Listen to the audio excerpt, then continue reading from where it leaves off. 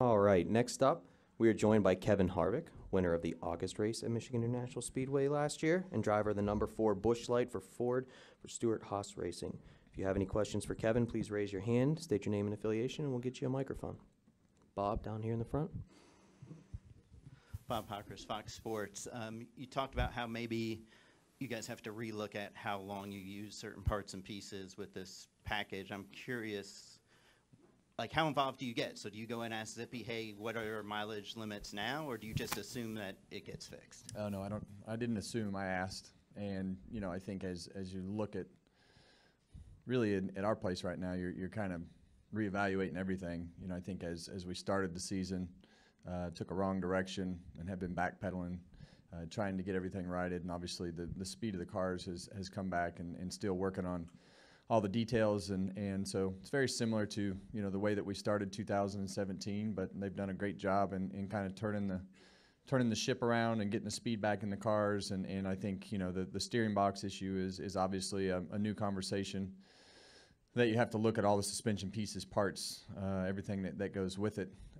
You know, every week we're, you know, 12 to 18 miles an hour faster through the center of the corner. So there's a ton more load on suspension pieces, spindles, wheels, steering boxes, front clips, everything that has to do with the car is under a lot more load. So, you know, you just have to step back and to me, you know, the learning situation that came out of breaking the steering box is asking the questions about everything else. So obviously that was you know, a topic of conversation. I don't get too in-depth involved in the conclusions to those questions, but you have to ask questions. So, you know, I think they've done a good job in trying to wrangle up everything that you know, we feel like could be a problem going forward, and there's just a lot of things that get exposed, you know, in that are different than what we've done before. So we've been working hard on a number of things that have been exposed, and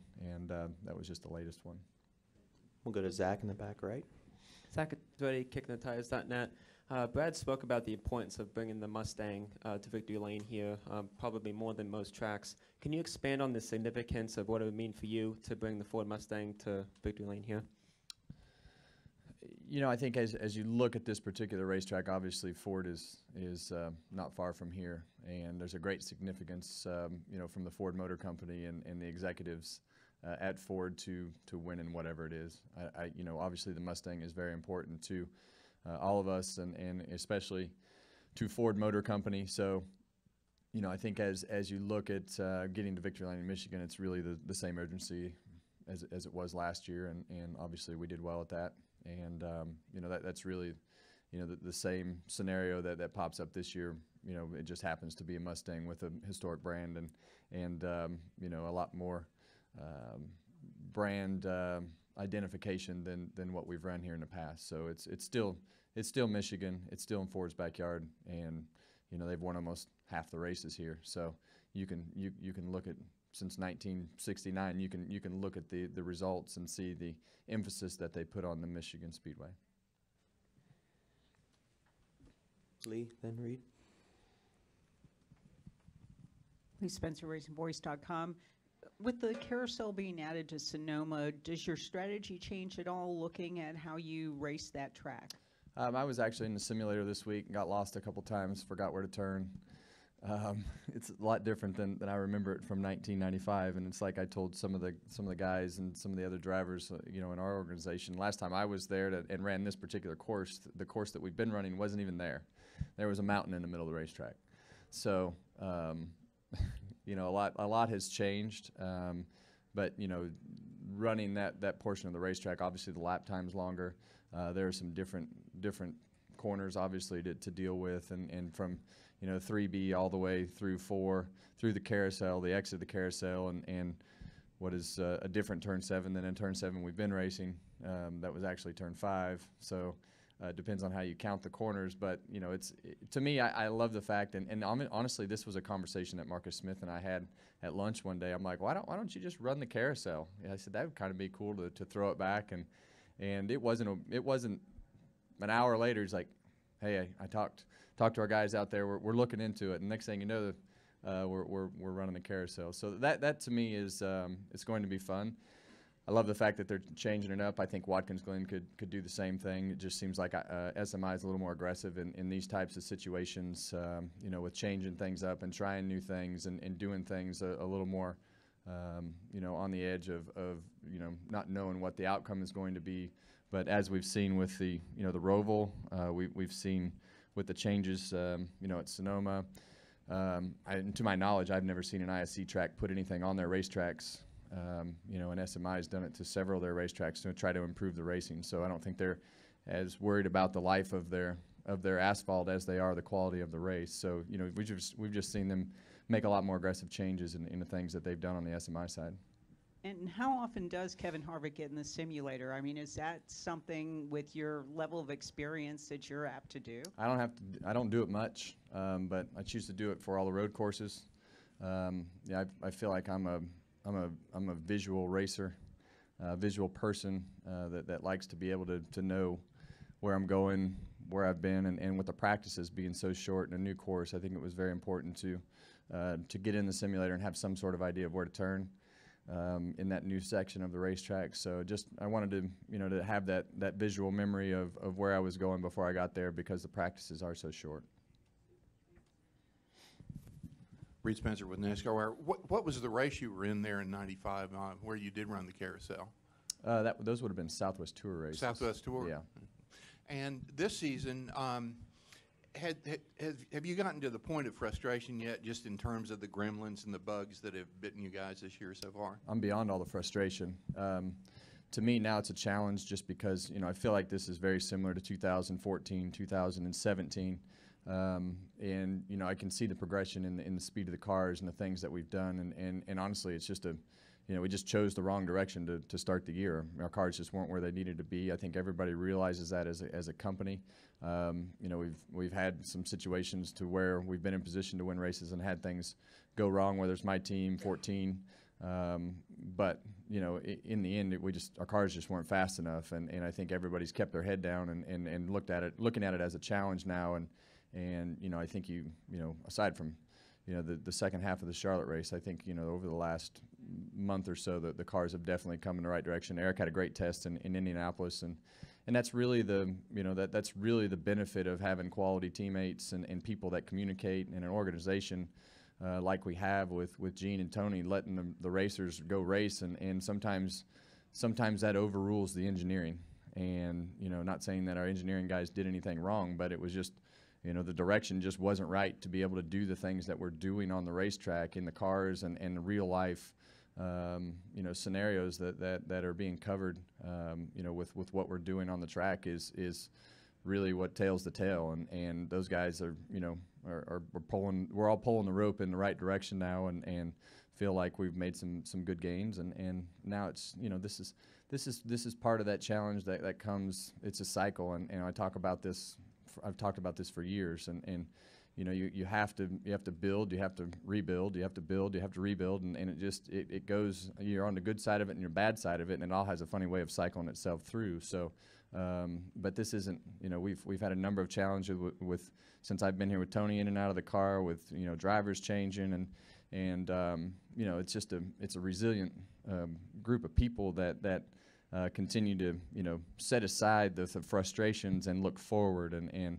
it wasn't, you know, we were all frustrated Sunday because, you know, we were in position to win the race. But, you know, it's hard to put your thumb on everything and know when steering boxes are going to break. And I know we had a pit road penalty, but they had a phenomenal day on pit road. And so there was just a number of things that piled onto one stop there. But at this point, in these types of situations, for me, are almost more fun than winning all the time, because of the fact that you get to talk about things, you get to live that frustration, you get to go through those scenarios, and in the end, sometimes it makes you stronger at the end of those seasons to you know, to be where you need to be, as we saw with the 22 last year. I mean, they were nowhere in sight to start the year, and, you know, you finish the year and they're the champs. So you know, that's what it's all about, and sometimes winning's easy, because that means everything's right. So, you know, you get to get gritty when it's not 100% going your way. Any other questions for Kevin? Lee. Do you guys have plans for the off weekend? If you weren't racing and you had a 9 to 5 normal job, what would you do on most of your off weekends, do you think? Well, I don't plan to have a normal job anytime soon, or ever, actually. You know, for me, you know, life changed when Keelan went to school. So we go on vacation when everybody else is on vacation that has kids now. So you have to pre-plan a lot in order to go the places that you want. So, you know, for us, we'll go hang out in the mountains for a while and go fishing and play golf and have a good time. Yeah, I guess. I don't really know what normal is, though. But we just plan stuff around our kids and activities. So I get to act like I'm 7 and be an adult, being an adult for an excuse. We'll go to Steve over here on the left. Steve Schweitzer with the Lasco Press. Understand you haven't been on the track yet, but would you give us your opinion of what you expect this weekend or what you hope for this weekend? Yeah, well, you know, you know, I think as we raced, you know, we intentionally raced the Xfinity race last year, and that didn't go anything like I thought it was going to go. It was very single file. You know, a lot of pushing and shoving to stay in the one lane that has been Michigan Speedway over the last several years, and you know, you got on the bottom and you know, you get freight trained on the outside, and I think, you know, after the expectations of where the restarts were going into Pocono last week, and quickly realizing that if you were on the bottom, you were going to get freight trained down the straightaway, you had to rethink your strategy of what you did in the first corner, and I think that's why you saw it be so tame.